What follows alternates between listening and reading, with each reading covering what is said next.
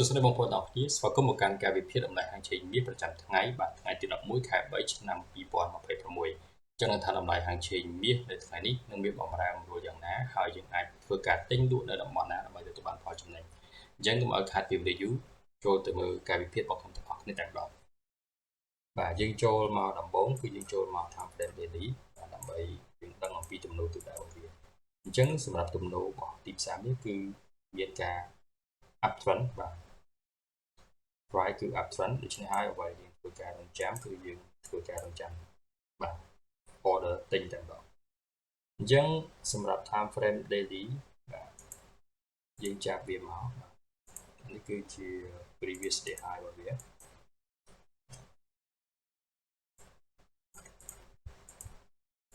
previous day high ជាង previous day high គឺតាំងដោយអក្សរ PDA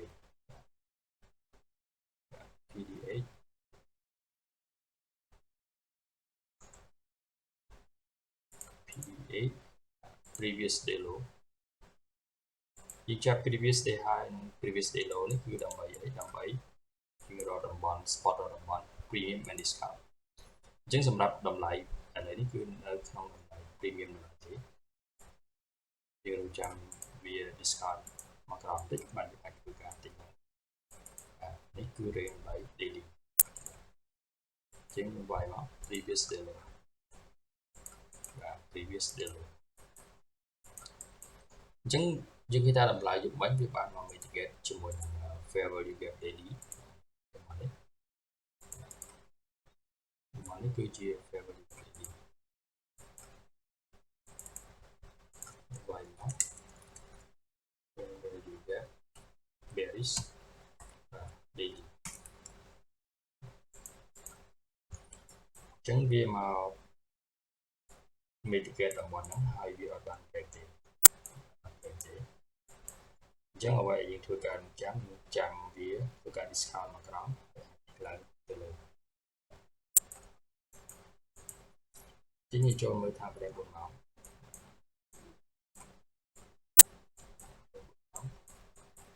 អត់មានតំបន់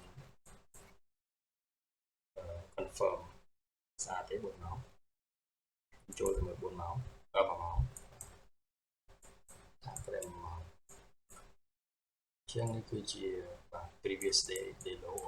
អញ្ចឹង previous day high និង previous day low គឺជា liquidity បាទ previous day high day low បាទ session បាទដូច Tokyo session បាទ Asia session London session New York session គឺដើរតួនាទីជា liquidity ទាំងអស់គឺជា liquidity អញ្ចឹងយើងឃើញថាតំបន់នេះគឺជាតំបន់ liquidity ដែលទីផ្សារអាចនឹងធ្វើការមកដាច់ CPI យើងនឹងគឺដាច់ហើយតំបន់ដាច់ជាងរកចាំនៅតំបន់ក្រោមកន្លែងនេះគឺជា liquidity ហើយតំបន់នេះគឺជា fair value gap មកចឹងកន្លែងនេះគឺជា support បាទមកប៉ះជើងពីរជើងវែកជើងអាចមកចាក់យកតំបន់ជាងយើងដាក់មក fair value gap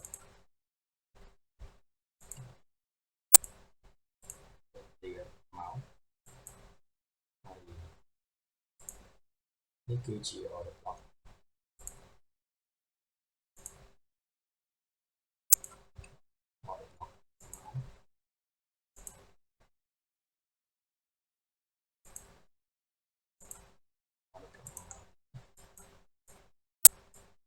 អញ្ចឹងយើងចូលទៅមើលទៀត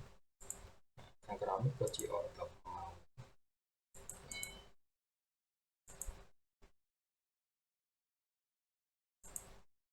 អញ្ចឹង order block bullish គឺតាមអក្សរ OB plus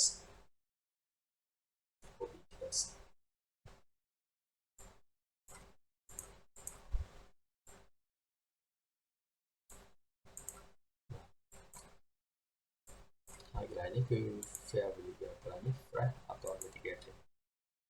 មកប៉ះតែបន្តិចទេប៉ុន្តែស្អីសោះអញ្ចឹងកន្លែងនេះគឺ valid មែនតើអាចមក mitigate ទាំងហ្នឹង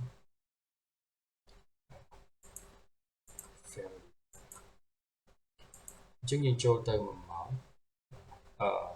30នាទីតាមពេល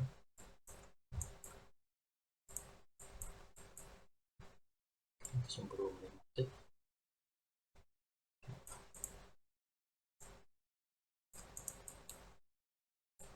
ចឹង price គឺតំបន់នេះគឺយើងអាចចាត់ទុកថាជាតំបន់ support ទី1ដែលយើងអាចពិចារណាបើសិនជាក្នុងករណីទីផ្សារមកតំបន់ហ្នឹងហើយបើទាន bullish នៅតំបន់គឺយើងអាចធ្វើការទិញឡើងនៅតំបន់ support ទី2ដែលយើងអាចទិញនៅក្នុងយប់នេះគឺនៅតំបន់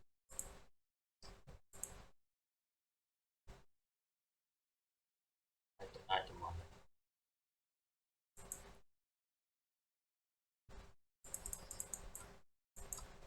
គឺជាតំបន់ support ទី2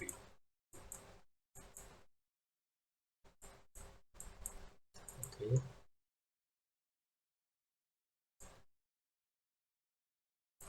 គឺជាទី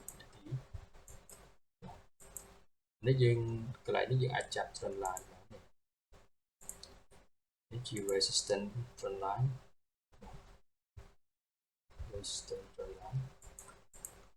ដែលវាបាន break ហើយកន្លែងនេះគឺខ្លាយជា support របស់វាបន្តខ្លាយជា support របស់វា so តំបន់ដែលយើងរងចាំទិញនៅក្នុងថ្ងៃហ្នឹងយប់ហ្នឹងបាទនៅម៉ោង1យប់ session បាទទី1គឺនៅតំបន់5142 5150ឬក៏5140តំបន់ដែលយើងអាចធ្វើការទិញហើយតំបន់ទិញបន្តទៀតអាចនៅ5120ទៅ5100បាទនៅរេនកន្លែងហ្នឹងគឺជាតំបន់ strong support អញ្ចឹងតំបន់ដែលយើងរងចាំទិញគឺនៅតំបន់ពីតំបន់ដែលយើងធ្វើការរងចាំទិញនៅមក CPI នេះបាទដោយសារតែ CPI មែនតើគឺវា impact ខ្លាំងតម្លៃវាអាចផុសមកយកដោយសារតែកន្លែងនេះគឺ liquidity ច្រើនវាអាចផ្ដាច់អញ្ចឹងយើងចាប់ fix volume Friday តើវាមាន volume ខ្លាំងអត់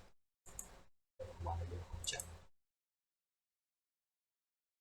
អញ្ចឹងតំបន់នេះក៏មាន volume ច្រើនដែរហើយកន្លែងនេះតម្លៃ5000 95 បាទ5100ឬក៏តម្លៃ5100 10%នេះគឺមាន volume ច្រើនយើងអាចធ្វើការទិញអូខេអញ្ចឹងបើសិនជាក្នុងករណីយប់នេះតម្លៃមក mitigate តំបន់ហ្នឹងមកប៉ះតំបន់ហ្នឹងហើយបិទទាន bullish យើងអាចធ្វើការទិញបាន5150ទៅ5140ជា support ទី1ហើយ support ទី2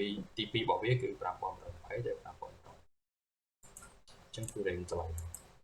ហើយយើងអាចធ្វើការពិចារណាការទិញដោយសារតែតំបន់នេះបាទវា support ទី2នេះគឺរឹងមែនទេវា confluence បាទទី1resistance become support ឡើយនេះហើយកន្លែងនេះ fresh failure gap ហើយនឹង on ដែលទីផ្សារវាអត់ដល់ mitigate អញ្ចឹងវាអាចមកយកច្រើនដោយសារតែវា valid អូខេហើយណាមួយទៀត previous day low របស់វាគឺនៅលើវាអាច sweep previous day low ហើយអាចឆក់យកទៅលើវិញអញ្ចឹងគោលដៅរបស់យើងយក previous day high ហ្នឹងគឺ support ទី2ដែលយើងអាចធ្វើការទិញនៅក្នុងម៉ោងCPI យើងចាំនៅតំបន់អូខេអញ្ចឹងសម្រាប់តំបន់ដែលយើងធ្វើការរងចាំគឺមានតែពីរហ្នឹងទេបាទទី1គឺនៅ5150ទៅ5140ទី2គឺ5120